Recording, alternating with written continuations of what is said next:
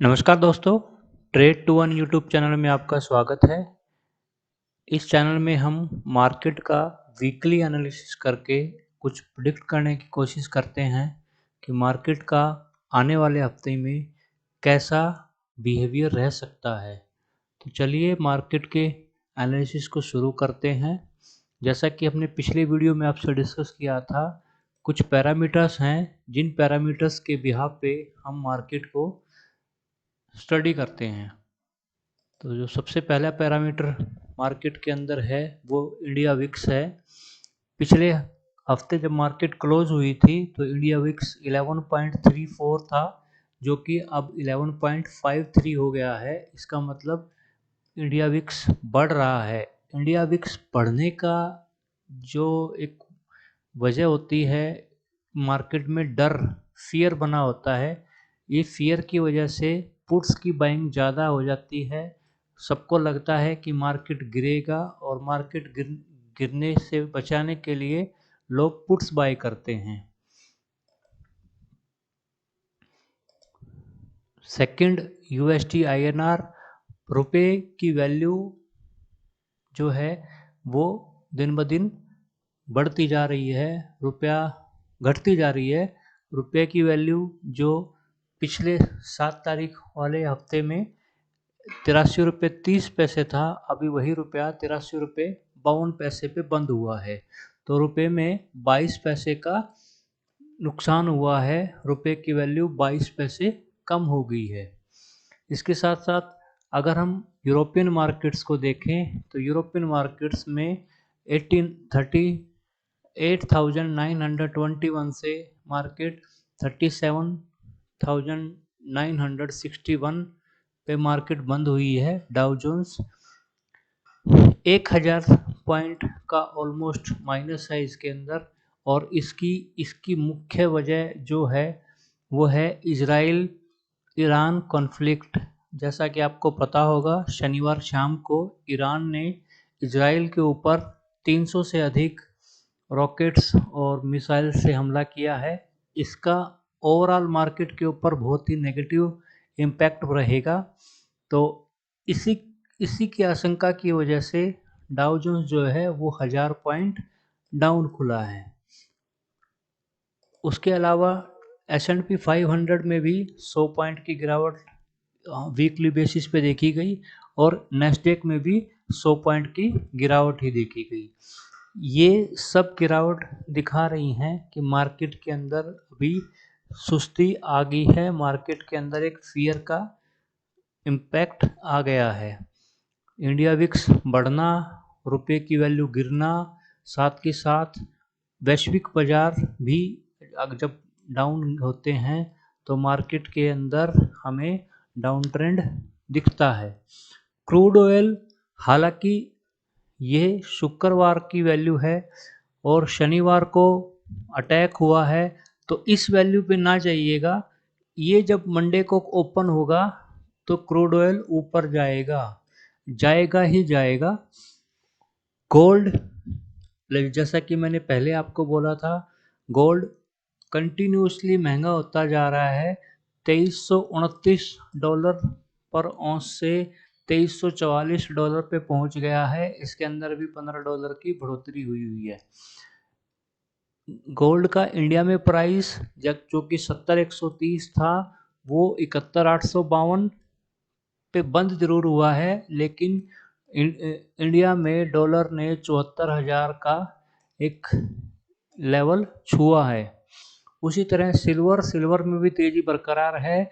$27.46 से $27.88 सिल्वर भी बढ़ा है। मैंने आपको याद होगा पिछले इस वीडियो में मैंने आपको बोला था कि सारी की सारी इंस्ट्रूमेंट्स अगर ऊपर जा रहे हैं तो कोई ना कोई एक इंस्ट्रूमेंट तो गिरेगा ही गिरेगा।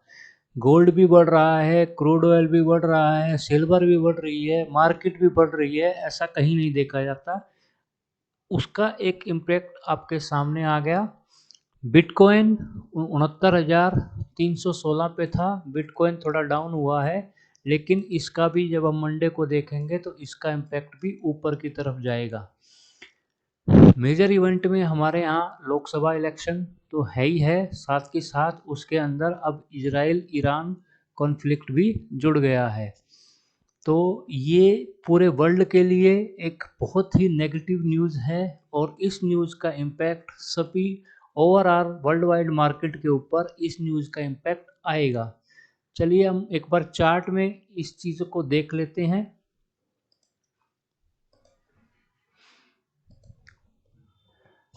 सबसे पहले हम डाउ जोन्स को देख लेते हैं। डाउ जोन्स पिछले 2 हफ्ते से हमें ये सिग्नल दे रहा है, ये एक डाउ जोन्स ने हाई बनाया है ऑलमोस्ट 40,000 का। ये हम देखते हैं क्या है, ये हाई वो हाई है और 39,993, तो ऑलमोस्ट 40,000 का एक लेवल है। चलिए इसे मार्क कर लेते हैं हम।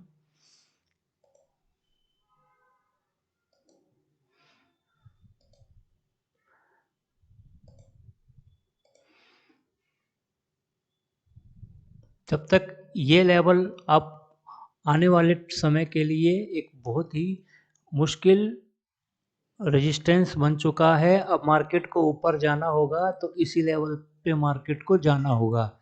देखिए 2 बड़ी-बड़ी रेड कैंडल मार्केट ने बनाई हैं। 2 बड़ी-बड़ी रेड कैंडल मार्केट ने बनाई हैं। एक कैंडल ये है और उसके बाद अगले हफ्ते की कैंडल ये है।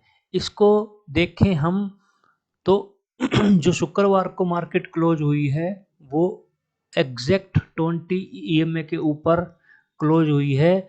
अगर कल मार्केट गिरती है तो एक और रेड कैंडल मुझे नज़र आ रही है और ये 36,500 तक के लेवल मार्केट दिखा सकती है।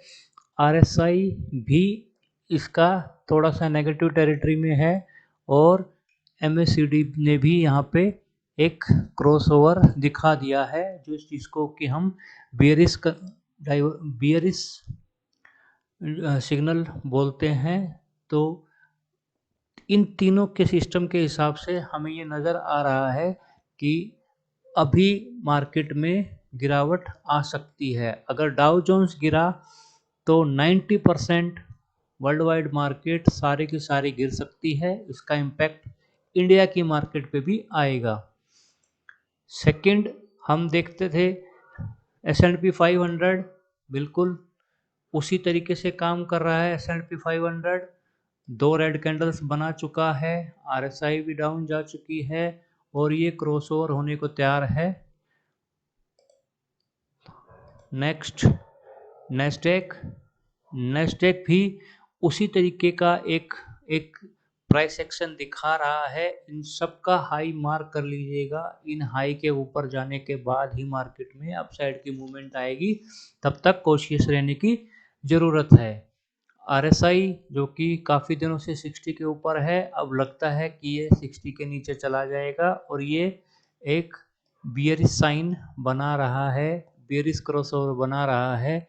तो इससे भी हमें लगता है कि नेस्डेक जो है एक डाउन साइड में मूव दिखाएगा। इसके साथ साथ हम बात करें यूएस ऑयल क्रूड ऑयल की, तो क्रूड ऑयल जो कि इस हफ्ते ठंडा था, क्रूड ऑयल इस हफ्ते ठंडा था, लेकिन मुझे ऐसा लग रहा है कि क्रूड ऑयल ये लेवल 96 के लेवल ज़रूर दिखाएगा। हम इसे भी मार्क कर लेते हैं।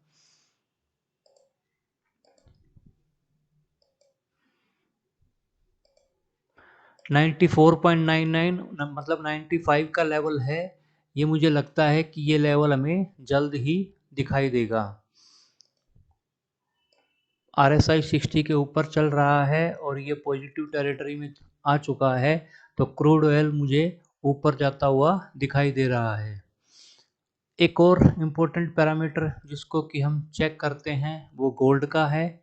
गोल्ड का पैरामीटर भले ही गोल्ड में कुछ प्रॉफिट बुकिंग आई हो, लेकिन अभी गोल्ड के प्राइस कम होते नज़र नहीं आ रहे हैं। गोल्ड ऊपर ही जाने के चांस हैं। फिर भी हम इस हाई को मार्क कर लेते हैं। गोल्ड में आने वाली अगली तेज़ी इस हाई को तोड़ने के बाद ही आएगी। इससे नेक्स्ट सिल्वर। सिल्वर भी एक एक अच्छी खासी ब्रेकआउट पोजीशन पे है। सिल्वर में भी हम ये पोजीशन मार्क कर लेते हैं। कहीं ना कहीं इन सब में एक प्रॉफिट बुकिंग जरूर आई है, लेकिन इसमें बियरिशनेस या प्राइस गिरने की कोई चांस संभावना नज़र नहीं आ रही है। शुक्रवार का दिन था, इसलिए लोगों ने इसमें प्रॉफिट बुकिंग की है, लेकिन किसी भी तरीके से इनमें कोई भी मुझे प्राइस में वीकनेस नज़र नहीं आ रही है। प्राइस अभी स्ट्रॉन्ग टेरिटरी में है। साथ के साथ अगर हम देखें बिटकॉइन को, अगर हम देखें बिटकॉइन में अच्छी खासी मूवमेंट आई है और नेगेटिव न्यूज़ की वजह से इसमें ये प्राइस एक रेंज में आ गया है।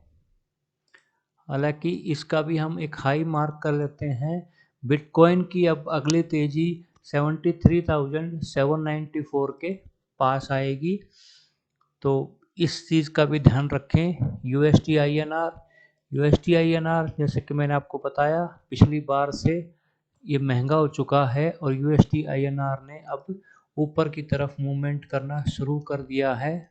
तो मुझे इस चीज़ का डर है कि अब यूएसडी आईएनआर ऊपर जाएगा और रुपए की वैल्यू में और गिरावट आएगी। देखिए वीकली टाइम फ्रेम के ऊपर बुलिश व्यू अब बन गया है और आरएसआई भी पॉजिटिव टेरिटरी में आ गया है।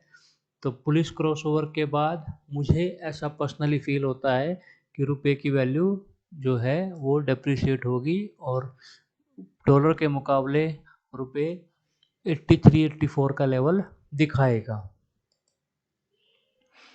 तो दोस्तों ये तो रही इन पैरामीटर्स की बात।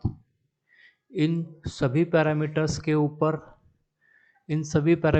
ऊपर हम देख सकते हैं कि मार्केट जो है एक क्रिटिकल जोन के ऊपर खड़ी है। सभी पैरामीटर्स जो हैं मार्केट के लिए नेगेटिविटी ही दिखा रहे हैं। सभी पैरामीटर नेगेटिव हैं क्योंकि ये जो कॉन्फ्लिक्ट है इसका कोई कुछ नहीं बता सकता कि कितना लंबा चल सकता है और इसमें कौन कौन से देश शामिल हो सकते हैं। अभी तो धीरे धीरे खबरें आनी शुरू होंगी, तो अभी मार्केट में आप अपने पैसे को बचाएं। इस तरह रिस्क लेके अपने पैसे को रिस्क में ना डालें। चलिए हम निफ्टी और बैंक निफ्टी का व्यू देख लेते हैं, वीकली व्यू देख लेते हैं। वीकली व्यू में देखिए किस तरह की कैंडल मार्केट ने बनाई है। इस तरह की कैंडल, अगर आपने मेरा कैंडल स्टिक वाला वीडियो देखा होगा तो आप देखेंगे कि इस तरह की कैंडल जो है वो नेगेटिविटी को शो करती है वीकली कैंडल, और एक हाई मार्केट ने बना दिया है 22,775। यह मार्केट का ऑल टाइम हाई है।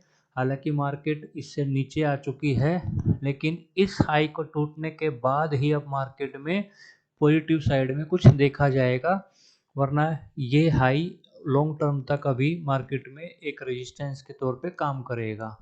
और इस कैंडल से ही हमें पता लग रहा है कि एक वीकली लो के ऊपर मार्केट बंद हुई है। मैं थोड़ा बड़ा कर देता हूं इसे।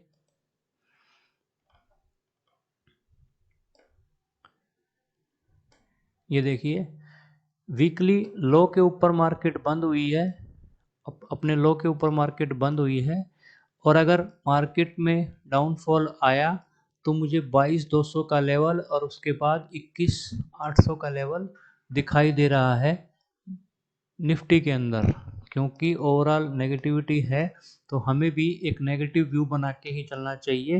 इसका जो नेक्स्ट सपोर्ट है आरएसआई अभी पॉजिटिव है, लेकिन कल मार्केट की ओपनिंग कहाँ होगी उससे दिखाई देगा। आरएसआई अभी पॉजिटिव ही दिखा रहा है, लेकिन एक अर्ली सिग्नल जो है वो एमएससीडी से मिल गया है। एमएससीडी में ये नेगेटिव क्रॉसओवर है। तो ये दो व्यू बने हैं। पहला view negative view candle stick को लेके है और दूसरा नेगेटिव व्यू MACD को लेके है, हालांकि RSI अभी भी पॉजिटिव है, लेकिन ओवरऑल हम कह सकते हैं कि निफ्टी अभी नेगेटिव से रह सकती है अगले वीक के लिए। उसके साथ साथ अगर हम बात करें बैंक निफ्टी की, तो बैंक निफ्टी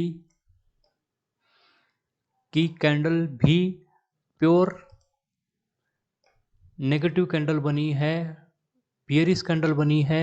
इस तरह की कैंडल में आप देखेंगे कि प्राइस जहां खुला, प्राइस ने एक हाई बनाने की कोशिश की, लेकिन सेलर्स ने उस प्राइस को नीचे की तरफ गिरा दिया।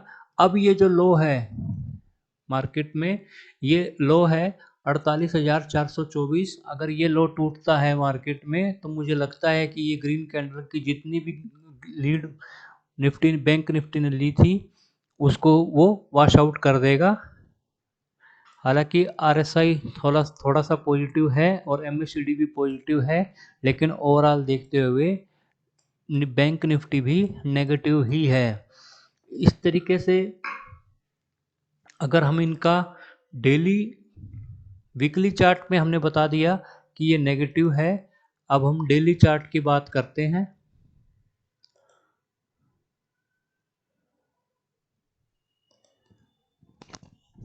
निफ्टी के डेली चार्ट पे, निफ्टी के डेली चार्ट की तरफ देखें तो शुक्रवार को, क्योंकि पहली खबर यही आई थी कि शुक्रवार को ही कि ईरान और इजराइल के अंदर कुछ ना कुछ कॉन्फ्लिक्ट हो सकता है, तो उसे देखते हुए मार्केट नेगेटिव ही बंद हुई थी। इसको ही फॉलो करते करते हुए मार्केट जो है 20 EMA को से नीचे जा सकती है। अब हमें इसमें कोशिश रहना पड़ेगा। RSI डाउन जा चुकी है डेली टाइम फ्रेम पे, और ये भी बियरिश क्रॉसओवर हो सकता है, तो डेली टाइम फ्रेम पे भी हम नेगेटिव ही हैं।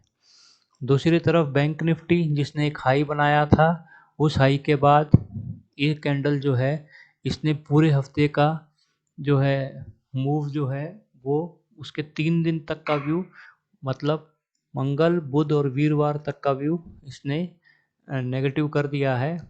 तो इसमें भी एक नेगेटिविटी आई हुई है।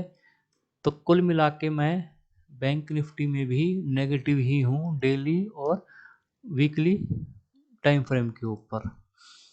तो दोस्तों इस तरीके से जब हम ओवरऑल वीकली व्यू बनाते हैं, तो इस हफ्ते का व्यू आने वाले हफ्ते के लिए मेरा व्यू नेगेटिव ही है। अगर मार्केट ऊपर जाएगी तो मैं मार्केट में सेलिंग के ही शॉर्ट करने के ही ऑप्शन ढूंढूंगा, और आपसे भी मेरी यही एडवाइस है कि आप मार्केट में अभी पॉजिटिव साइड की तरफ ना जाएं। पॉजिटिव साइड के मैंने आपको लेवल बता दिए हैं, उन्हीं लेवल को क्रॉस करें और वहां से क्लोजिंग दें, तो ही आप मार्केट में पॉजिटिव साइड में जाएं। इस वॉर का सारे कॉन्सिक्वेंसेस देख लें, और इस वॉर के हिसाब से ही जो है किसी भी न्यूज़ बेस पे मार्केट में बड़ी गिरावट आ सकती है, तो इसको आप सोच समझ के ट्रेड करें। ठीक है दोस्तों, आशा करता हूँ आपको ये वीडियो पसंद आया होगा।